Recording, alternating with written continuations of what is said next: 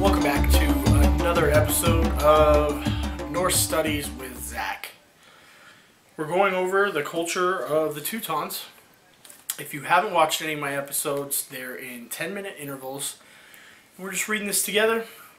Feel free to start at any episode that you've missed. Go back through my page. You can catch up with us. It's pretty easy.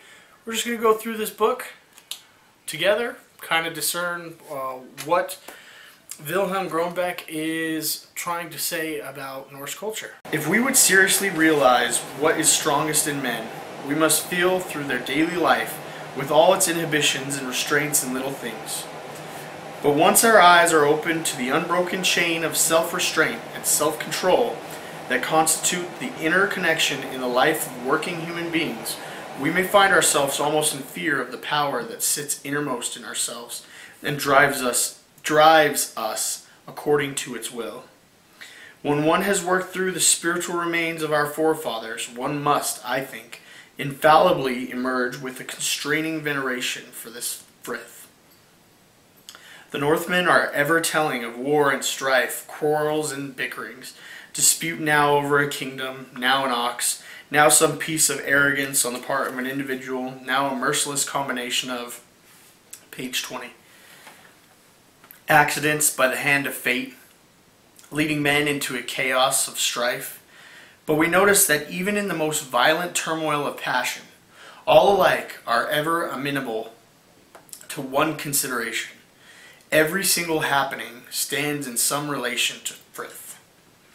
This is really interesting that he's saying this, because I feel like in the last chapter it was like he said the same thing about honor.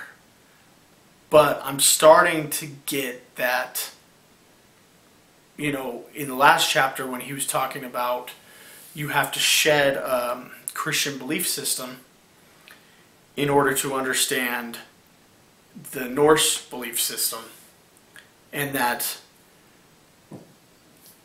all of the Norse, or all of the Teutons at least, everything they did was for honor, right?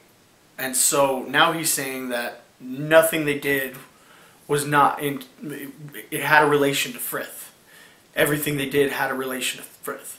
Well, nothing they did was outside of honor.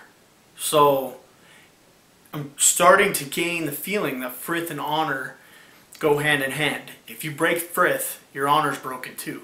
If you break honor, your Frith is broken as well. So it seems like a lot of the rules that we'll learn that the rules that the Norse followed all went hand in hand. It was very structured, even though it seemed like it wasn't.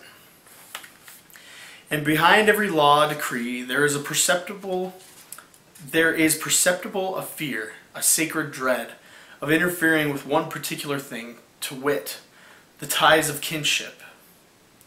We feel that all law paragraphs are based upon an underlying presumption that kinsmen will not and cannot act one against another, but must support one another.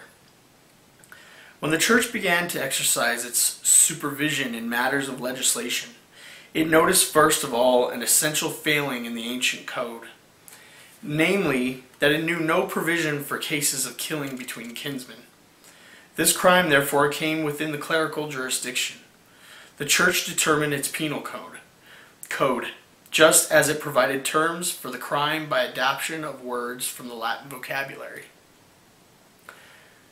When the lawgivers of the Middle Ages gradually found courage to come to grips with this ancient Frith, in order to make room for modern principles of law, the attacks had first to be made in the form of indulgences. It was permitted to regard a kinsman's suit as irrelevant to oneself. It was declared lawful to refuse a contribution towards the fine imposed on any of one's kin. It took centuries of work to eradicate the tacit understanding of this ubiquitous Frith principle from the law and establish humanity openly as the foundation of equity. Strangely enough, in the very period of transition, when Frith was being ousted from its supremacy as conscience itself. It finds definite expression in laws, to wit, in the statutes of the medieval guilds, a continuation, not precisely of the clan, but of what was identical with clanship, to wit, the old free societies of Frith, or communities of mutual support. The guild laws provide that members of the guild must have no quarrels between themselves, but in the regrettable event of such quarrel arising between two of the same guild, the parties are forbidden, under pain of exclusion and disgrace, to summon each other before any tribunal but that of the guild itself.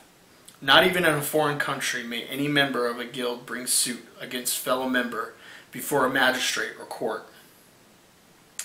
That's pretty interesting too. So basically, Frith was kind of used as a law between guilds, saying that you couldn't, and this may be something that you guys understand, but I do like to explain some things and work through them myself too. We're all learning here, so let's learn together. So it's interesting because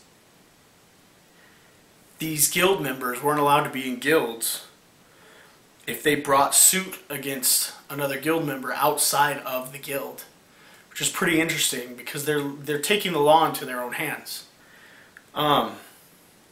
using Frith. I think that's pretty cool. I'm gonna stop right there. If you guys want to get something else out of these videos, if you want them to be longer, if you want them to be shorter, please comment below. Rate, comment, subscribe. It helps me out. Otherwise, we'll see you guys next time. Have a good one.